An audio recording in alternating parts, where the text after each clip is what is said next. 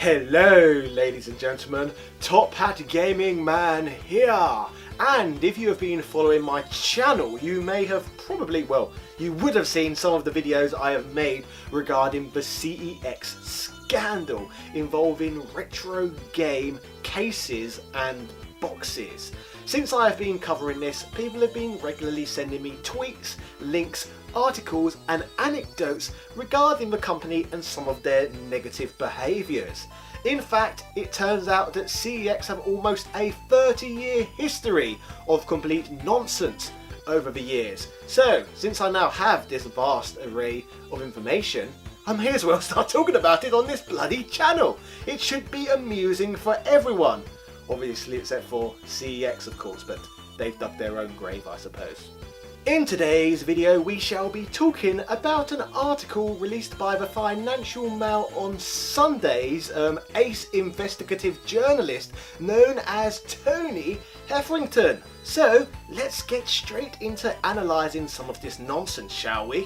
So Tony was written to someone known as Mrs. JG, who writes, "My son's mobile phone was stolen in the street in Bridlington by a woman well known to the police.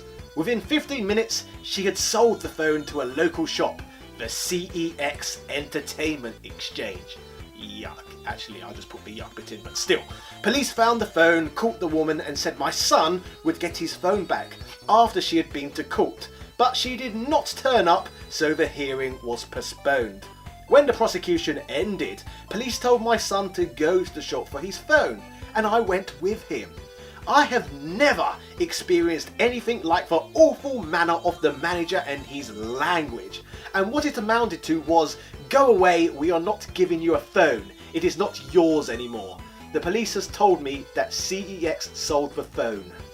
So, according to Mrs. JG at least, she believes that the police said that CEX went on to sell this stolen phone.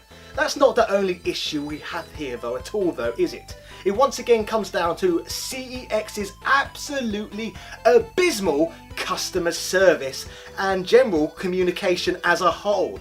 It's abominable at times, I must say. Like the fact that this woman came in looking for her stolen phone, or at least her son's stolen phone, only to be completely dismissed in an entirely rude manner. It's disgraceful to say the least if it's true.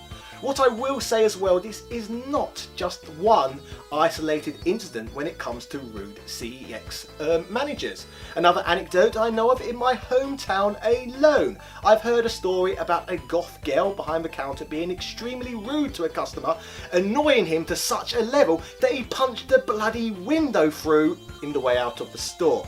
Now you've got to have some poor conflict management skills to allow a situation to escalate to that level if you work in a customer service role. Like, what sort of people are they employing at this company?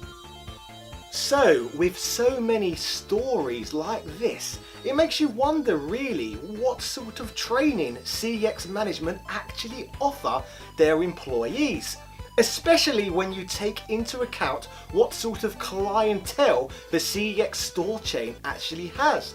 There are a number of people who need to go in there on a regular basis and sell everything they own just to get by in life. That is the level of some of the sort of people that sort of store attracts.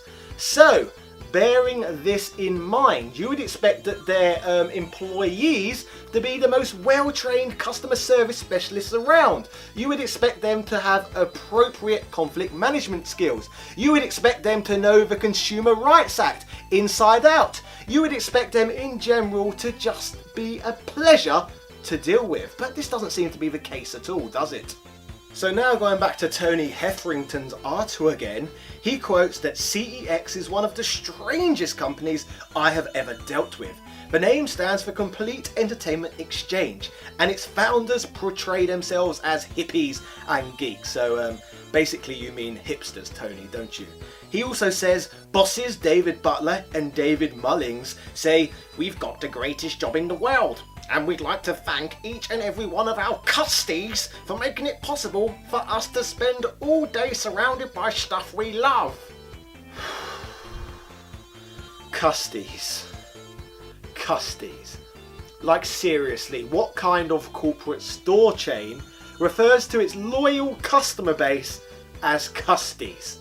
Personally, I find that rather pretentious and condescending. Like, yes, I do get it, you're kind of putting a nod back to your non-corporate roots of 1992. Now, I understand that, but now you are a corporate store chain, and it comes across as you trying to be no more than a wolf in sheep's clothing, and I bloody hate it. Like, I would rather see professional language illustrated on their webpage rather than having to read childish jargon like that. No wonder they're so unprofessional. With regards to the CEX CEOs, which is a little bit of a mouthful, Tony Hetherington goes on to say that these CEOs, likeable hippie scamps who have managed to make a fortune out of fun-filled computer games, but when Grand Theft Auto turns into the real thing with a real victim, just try contacting this pair for help. Tony Hetherington emailed the CEX bosses and told them what Mrs. JG had said. They, of course, failed to reply, so he emailed them again. But still, he got no response. So he wrote to Daley Robinson, the manager of the Briglington shop. He failed also to reply, so he sent all of them reminders each, and they all still completely ignored him. So from here, he tried calling the company too, but the 0845 number he found just played a taped message saying not in service, and the Briglington shop's number also played a taped message referring to CEX's Twitter page. You know, that Twitter page when you contact, they generally just ignore you anyway. And anyway, from here he goes on to say, from there he took it further and contacted CEX's published address in northeast London. However, it sadly appeared to be just their accountant's office. Finally, he used the Royal Mail's Signed For service, so none of the addresses could deny receiving the letters any further. And from there, he finally got a response.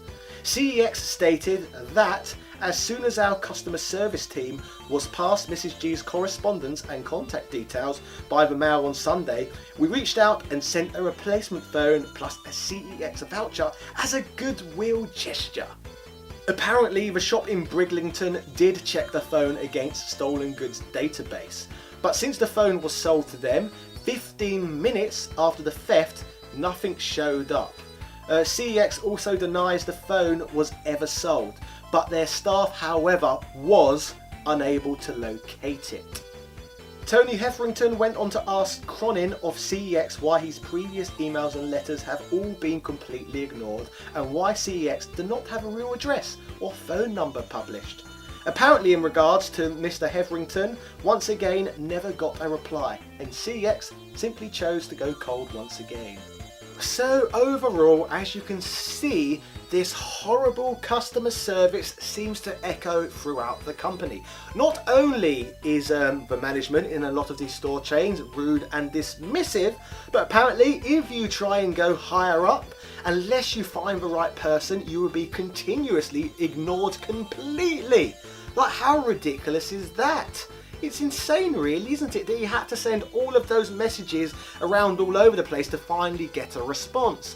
And then when he wanted to ask yet another question, they went cold completely and disappeared once again. Now, it's instances like this as to why CEX continually seem to get this rather bad rap. It all comes down to how dismissive they are of their customers in regards to any complaints and other issues in which they have. So my final message of this video, I suppose, goes to the people in charge at CEX, David Butler and David Mullings. My question I have for you, which would be delightful if I actually got a response, is why, as leaders of a company, do you not choose to lead by example? Fair enough if your managers aren't doing that great and they can't deliver a good level of service, but why can't you personally respond to any of these questions and complaints? It just comes across as so unprofessional. Whatever happened to leading by example? Because you, Mr. Mullings, and you, Mr. Butler, certainly do not appear to be doing as such. Also, whilst I repeatedly used to give you regular business, the more I learn about your conduct, the less I ever would like to be referred to as one of your custies ever again. So to quote Tony Hetherington one final time, I cannot help feeling that CEX's portrayal as itself as a fun-loving firm that respects its custies has more to do with virtual reality than real life. Cheerio. So ladies and gentlemen, thank you for watching today's video. If you've got any amusing anecdotes involving CEX, let us know in the comment section because maybe we can share them in a future episode. Yeah.